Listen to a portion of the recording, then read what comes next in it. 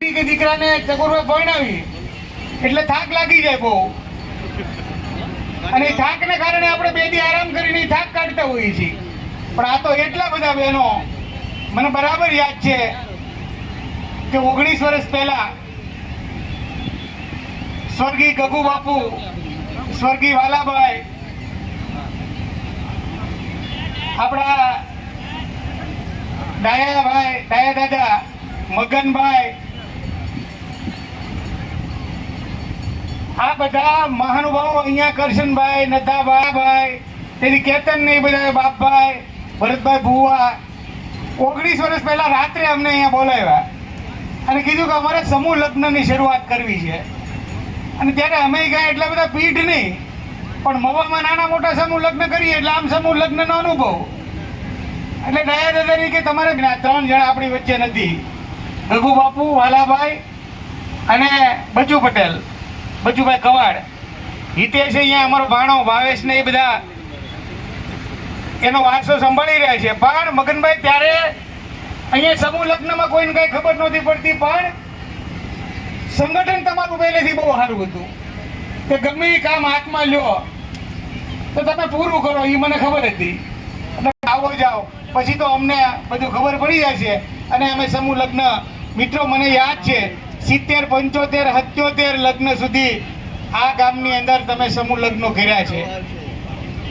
હજારો બહેનો અને દીકરીઓ અને દીકરાઓને લગ્ન આ મંડપની અંદર તમે પરણાવી અને એમને સાસરે વળાવ્યા છે.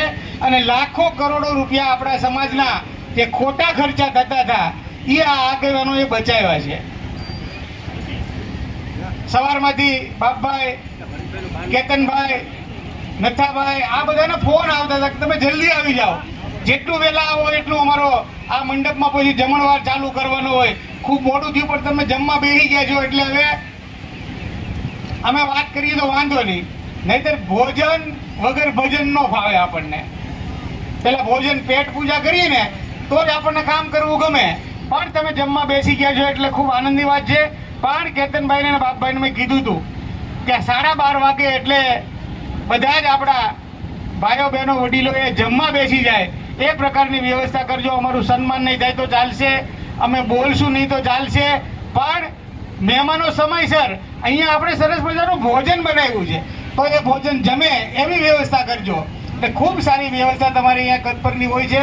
કતપર એટલે ખૂબ સંગઠિત કામ છે.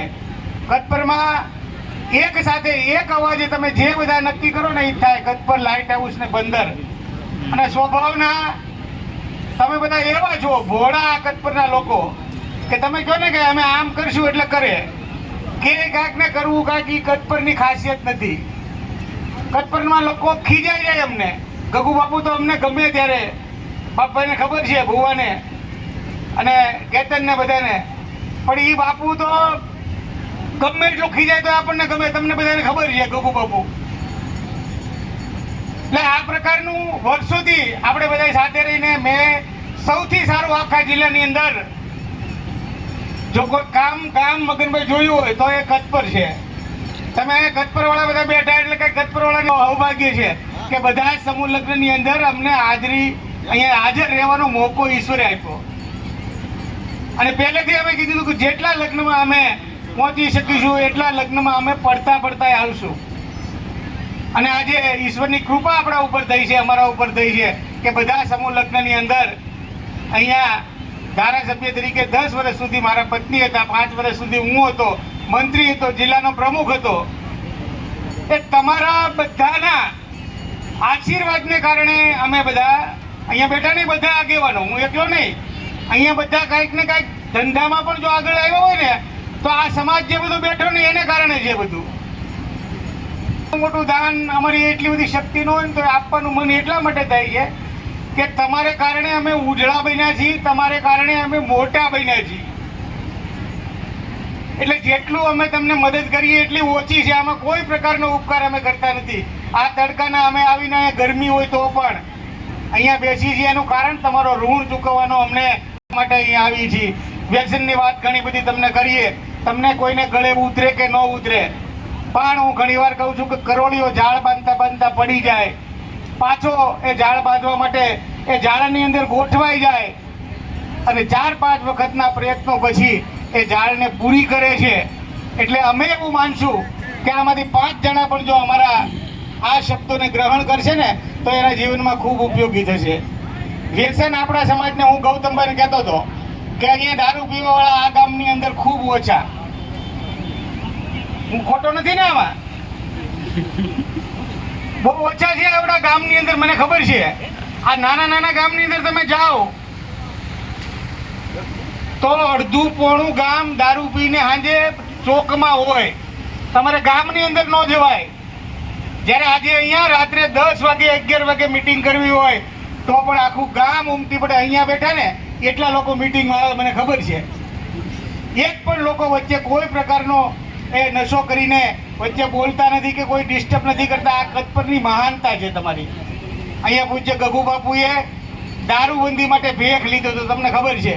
એક જ પોતડી શરીરે વીંટી અને ધોમ તડકો હોય, ટાઢ હોય, તો એવા સમયની અંદર પણ ટાઢ તડકો સહન કરીને મારો સમાજ એ વ્યસનથી પર કેમ આવે, વ્યસનથી બહાર કેમ આવે, એના માટેના એ બધા પ્રયત્નો ગગુ બાપુએ કર્યા છે. અને એમના ચીલે ચાલીને બાપભાઈ, કેતનભાઈ અને આ બધી આખી ટીમ, હું તો કહું ભગીરથ કાર્ય તમે આખું વર્ષ કરો છો. અહીંયા માતાજીનું મંદિર છે, ભવાની માતાનું. આ જ ટીમ બધી આપણી સમૂહ લગ્ન સમિતિ છે એ અન્નક્ષેત્ર ખોલીને ત્યાં બેઠી છે. એને વિશ્વાસ કેટલો કે પૈસા દાતાઓ અમને આપી રહે છે અને દાતાઓ ન આપે તો અમે પેટે પાટા બાંધીને પણ અહીંયા જેટલા પણ યાત્રાળુ આવે છે એ બધાને અમે સારામાં સારું ભોજન આપીશું.